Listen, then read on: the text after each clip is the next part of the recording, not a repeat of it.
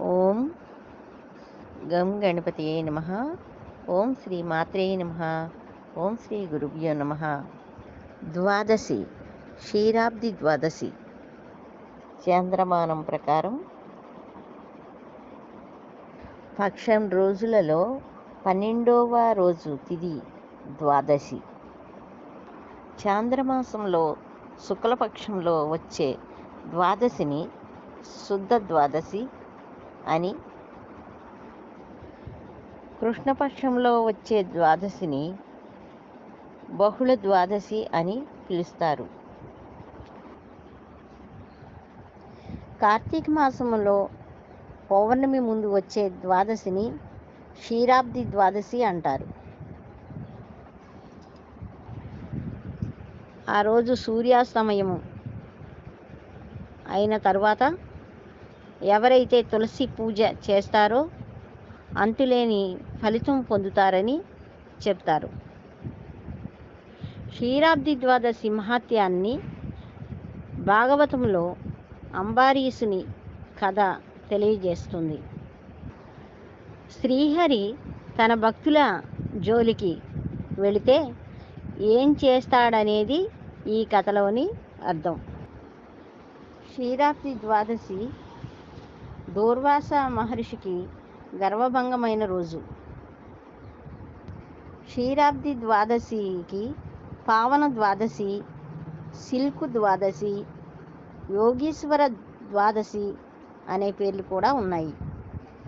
ఆషాఢ శుద్ధ ఏకాదశి రోజున పాలకడలిలో యోగనిద్రకు ఉపక్రమించిన శ్రీ మహావిష్ణువు కార్తీక ఏకాదశి రోజున మేల్కొంటాడని పురాణాలు చెప్తున్నాయి.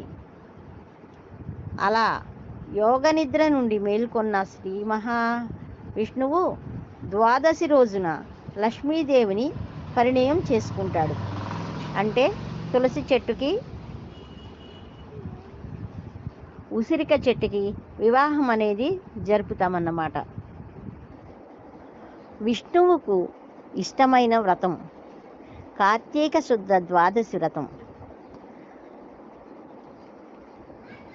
ఆషాఢ మాసంలో శుద్ధ ఏకాదశి రోజున క్షీరసాగరంలో శయనించి విష్ణువు భగవానుడు కార్తీక శుద్ధ ఏకాదశి నాడు నిద్ర నుండి మేల్కొంటాడు. అలా నిద్ర నుండి మేల్కొన్న మరుసటి రోజే క్షీరాబ్ది ద్వాదశి. కార్తీక శుద్ధ ద్వాదశి వ్రతం విష్ణువుకి ఇష్టమైన వ్రతం. ఈ రోజున ఆవు కొమ్ములకు బంగారపు తొడుగులు తొడిగి, ఆవు కాళ్లకు వెండి డెక్కలు తగిలించి, దూడతో సహా బ్రాహ్మణునికి దానం ఇస్తారు. కార్తీక శుద్ధ ద్వాదశి రోజున యజ్ఞోపవీతాలు దక్షిణతో బ్రాహ్మణునికి దానం చేస్తే ఇహపర సుఖాలు పొందుతారని చెప్తారు. ఈ కార్తీక ద్వాదశినే ఉత్కాన ద్వాదశి అని కూడా అంటారు. కృతయుగంలో దేవతలు, రాక్షసులు అమృతం కోసం క్షీరసాగరంలో మథనం చేసి కార్తీక శుద్ధ ద్వాదశి నాడు చేసిన రోజున అనేక క్షీరాబ్ది ద్వాదశి అని పిలుస్తారు.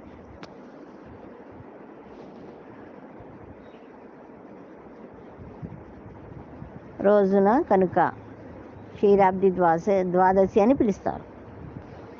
అమృతం కోసం క్షీరసాగరాన్ని మదించారు కనుక మదన ద్వాదశి అని వాడుకలో ఉంది.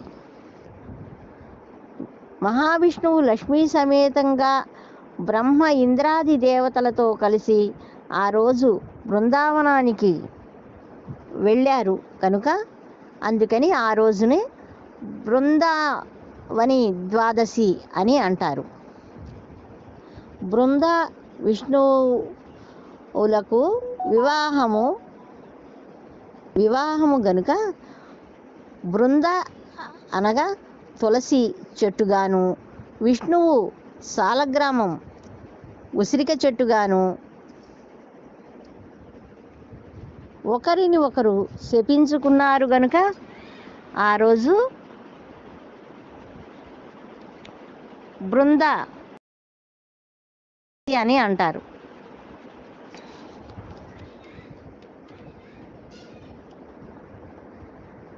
క్షీరసాగర మదనంలో జన్మించిన లక్ష్మీదేవిని శ్రీ మహావిష్ణువు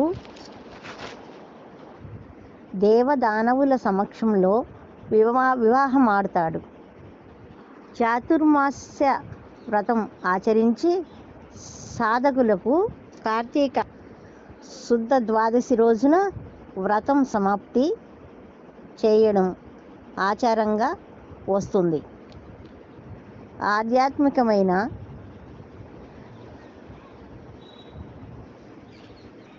ఒక దీపాన్ని దానం చేస్తే ఉపపాతకాలు నశిస్తాయి. 10 దీపాలను దానం చేస్తే మహాపాతకాలు నశిస్తాయి. 100 దీపాలను దానం చేస్తే శివ సాన్నిధ్యం లభిస్తుంది. 100కు పైగా దానం చేస్తే స్వర్గాధిపత్యం లభిస్తుంది.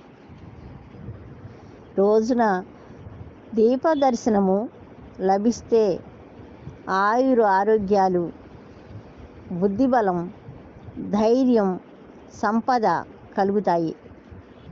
ద్వాదశి రోజున స్నాన సంధ్యాదులు చేశాక కల్పోక్త ప్రకారం నానా విధి వేద మంత్రాలతో పురుష సూక్తంతో విష్ణువును అర్చించాలి. మొదట పంచామృత స్నానం గావించి ఆ తర్వాత శుద్ధోదకాలతో అభిషేకాలను చేసి శ్రీ మహావిష్ణు వస్త్రాలతో అలంకరించి నానావిధ పుష్పాలతో ధూప దీప నైవేద్యాలతో పెట్టి దక్షిణ తాంబూలాదులు సమర్పించి సకల పాపాలు పోతాయని, సమస్త సంపదలు సమకూరుతాయని ఈ కార్తీక శుద్ధ ద్వాదశి రోజున తులసి పూజ చేసి విష్ణువుతో తులసి కళ్యాణము చేస్తాము. క్షీరాబ్ది ద్వాదశి సాయంత్రం లక్ష్మీదేవిని భక్తి శ్రద్ధలతో పూజించుకుంటాం. ఆ రోజు శ్రీ మహావిష్ణువు లక్ష్మీదేవికి వివాహం జరిపిస్తారు. తులసి కళ్యాణం వెనుక కథ కూడా అదే. తులసి మహాలక్ష్మిగాను, ఉసిరి చెట్టును విష్ణుమూర్తిగాను భావించి వివాహం జరిపిస్తారు. ఈ ఒకరోజు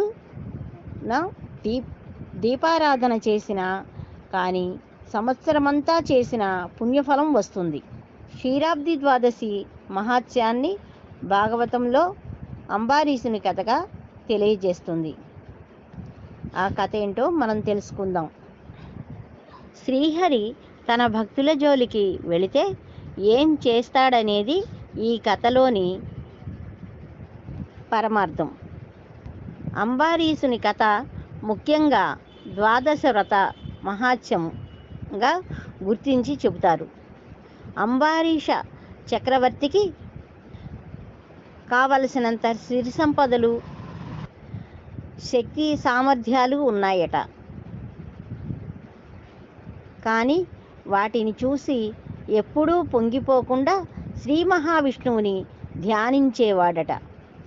ఈ క్రమంలోనే ద్వాదశి వ్రతాన్ని అత్యంత నియమనిష్టలతో ఆచరించడానికి కాళింది నదిలో అంబారీషు చక్రవర్తి పుణ్యస్నానం చేసి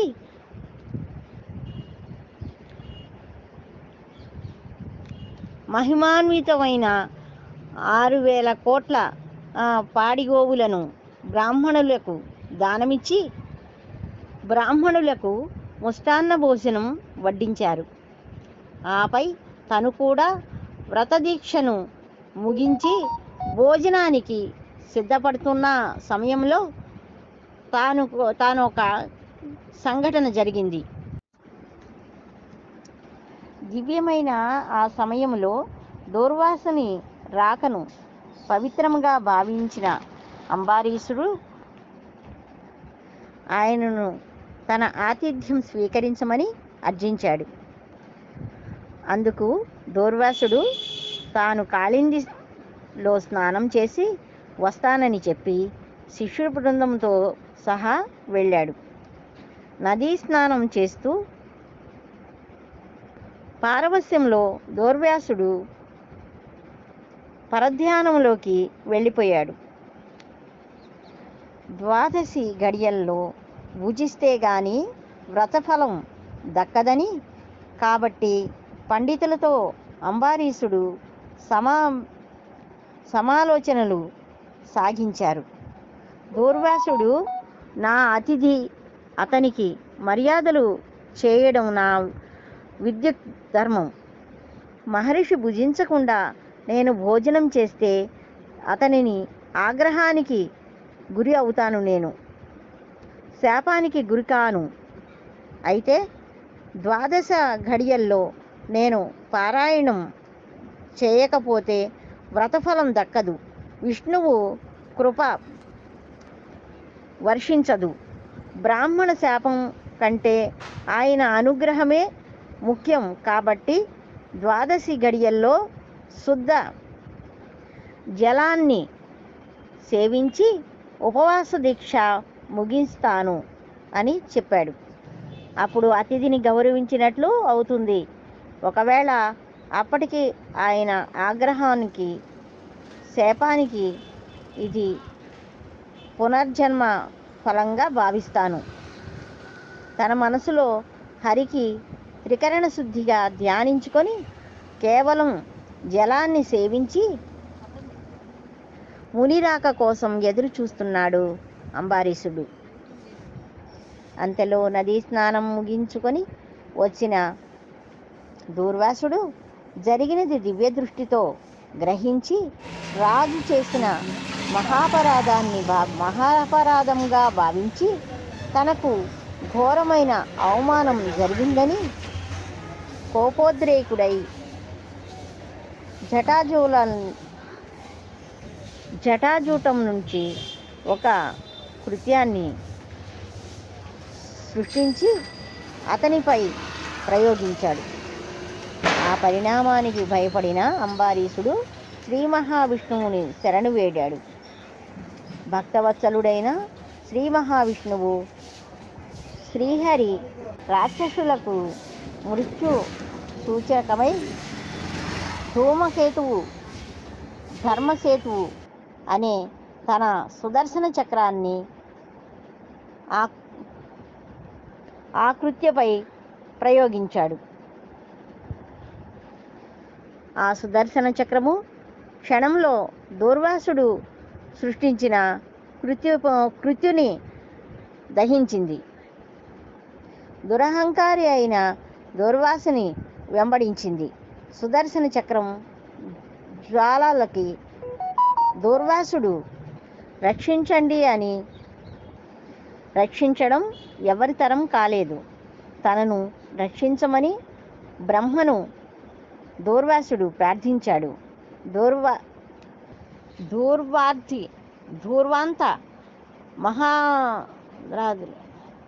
ధూర్వాంత మర్దించే సుదర్శన చక్రము నుండి రక్షించడము కేవలం విష్ణుమూర్తికే సాధ్యం. ఆయననే శరణు వేయడమని చెప్పారు. దీంతో శ్రీహరి చెంతకు చేరుకున్నాడు దూర్వాసుడు. తన అపరాధాన్ని మన్నించమని రక్షించమని వేడుకున్నాడు. దీనికి శ్రీహరి, నేను భక్తులకు సదా దాసుణ్ణి. తమ భక్తుల పాశాలతో నేను భక్తులు వారి హృదయాల్లో బంధించి ఉంచుతారు. భక్తుల నిష్టను చెరపడం వలన సుదర్శన చక్రం నిన్ను వెంటాడుతుంది. నిన్ను ఈ సమయంలో రక్షించడం వ్యక్తి అంబారీషుడు మాత్రమే అని తెలియపరిచాడు శ్రీహరి. దూర్వాసుడు అంబారీషుని దగ్గరకు వెళ్ళి తనను మన్నించమని అడిగాడు. ప్రశస్తమైన క్షీరాబ్ది ద్వాదశి దీక్షలో ఉన్న నిన్ను బాధించినందుకు నేను తగిన శాస్తి జరిగింది మహర్షి అనగానే దీనికి అంబారీషుడు, ఓ మహర్షి, ఈరోజు జరిగినవన్నీ భగవత్ సంకల్పాలే. శ్రీహరిని ప్రార్థించడంతో తిరిగి చక్రాన్ని మహావిష్ణు సన్నిధికి చేరుకుంది. అంబారీషుని ఆతిథ్యాన్ని సంతుష్టుడై దూర్వాసుడు ఈ రోజున లోకానికి భక్తి గొప్పది అనే విషయాన్ని తెలియపరిచారు. క్షీరాబ్ది ద్వాదశి పుణ్యతిథి రోజున ఈ కథ శ్రవణం చేసిన వారు ద్వాదశి పుణ్యాన్ని, విష్ణువు సాన్నిధ్యాన్ని పొందుతారని అనుగ్రహించారు. చెప్పిన వారికి విన్నవారికి కూడా తులసి లక్ష్మీనారాయణ సమేతంగా పూజించిన వారికి 5 రకాల నైవేద్యాలు, 5 రకాల పండ్లు, తాంబూలాలు సమర్పించాలి. ఈ విధంగా పూజించుకొని శక్తానుసారం, భక్తానుసారం మనస్సుతో భగవంతుణ్ణి ప్రార్థిస్తే భగవంతుడు భక్తులకు సులభుడై ఉంటాడని దీనిని బట్టి అర్థమవుతుందని, భగవంతుణ్ణి మనసుతో ఎవరైతే పూజింపగలుగుతారో వారికి మనసులో భగవంతుడు ఉంటాడని తెలియచేస్తూ ఈ అమ్మవారి దగ్గర ఈ పూజని నేను సంకల్పంతో కొనసాగించుకున్నాను. ఇది సర్వజనులకు లబ్ధి పొందాలని అమ్మవారిని ఆశిస్తూ, శివ సాన్నిధ్యంలో ఈ శివుణ్ణి పూజిస్తూ, ఈ విష్ణువుని ఆరాధిస్తూ, ఈ తులసమాతని 40 సంవత్సరాల క్రితము వచ్చిన నేను ఈ స్థానానికి అప్పటి నుంచి ఉన్న ఈ తులసిమాతని నేను పూజిస్తూ ఇన్ని సంవత్సరాల నుంచి ఇదే విధంగా అమ్మవారిని పూజా సంకల్పంతో చేసుకుంటున్నాను. ఈ ప్రతిఫలం భక్తులందరికీ కాకుండా ప్రజలందరికీ కూడా ఈ ప్రతిఫలం అమ్మవారు ఇవ్వాలని, ఈ తులసిమాత కటాక్షం పొందాలని అమ్మవారిని కోరుకుంటున్నాను. క్షీరాబ్ది ద్వాదశి కథని మీ అందరికీ విన్నవించి పూజ చేసి శ్రీ నాగలక్ష్మి అమ్మవారి శక్తిపీఠం, మధురానగరు, బాపూజీ రోడ్డు నందు ఉన్న ఈ అమ్మవారి పీఠంలో ఈ చిన్న గుడిలో అమ్మవారిని తులసిమాత ఈ స్థానంలో 40 సంవత్సరాల క్రితం నేను వచ్చేటప్పటికే ఇక్కడ తులసి చెట్లతో కలిసిన ఈ వేప చెట్టు భూమి మీద ఉంది. అక్కడ ఉన్న దాని దగ్గరే మాకు ఈ స్థలం అనేది కట్టుకోవటం అనేది జరిగింది.